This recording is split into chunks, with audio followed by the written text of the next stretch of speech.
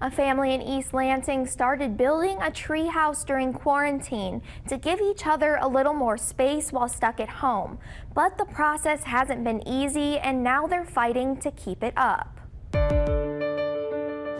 When Jessica Livingston and Ben Eysselinck bought their house in East Lansing 15 years ago, Daddy's on a call, so we can't really do that right now. it was perfect. What seemed before to be a much bigger living space. But when their family expanded, 7 years ago, we had 2 miracle boys. I'm Theo Eysselinck, reporting for Fox 47. it got a little tight. Very quickly became too small. When the pandemic hit, they found themselves stuck inside Theodore?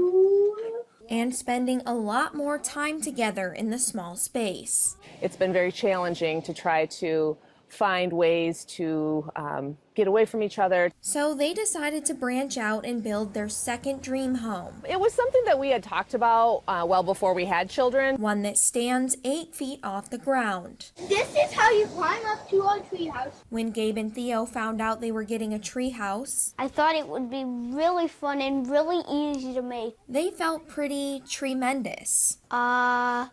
I felt great. Really, really good. Until a neighbor complained. So the neighbor behind us had called the city to say that, something was being built. The inspector came to the house and just said, hey, what's going on in your backyard there? Livingston thought everything would be okay, Apparently we were wrong.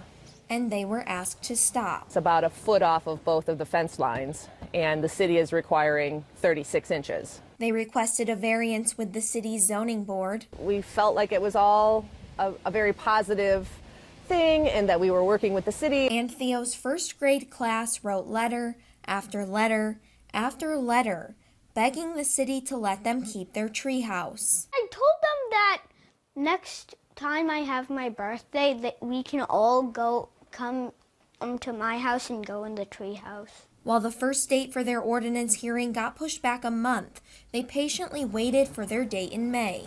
Can you pull yourself up? But the news wasn't what they wanted to hear. They voted to not grant the variance of the 24 inches.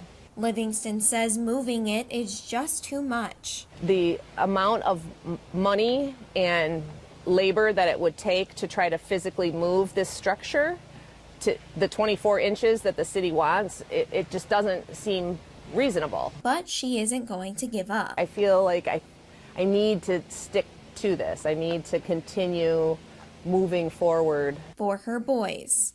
It's for a good cause. Because Theo and Gabe are already making plans. The Nerf Arsenal, sniping my brother. For when it's finished, I would like a pineapple in it.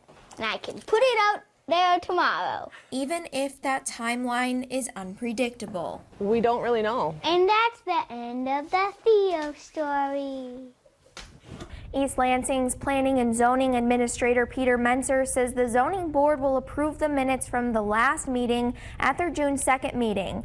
Then the Eysselinck family will have 21 days to file an appeal with the circuit court, move the treehouse, or tear it down.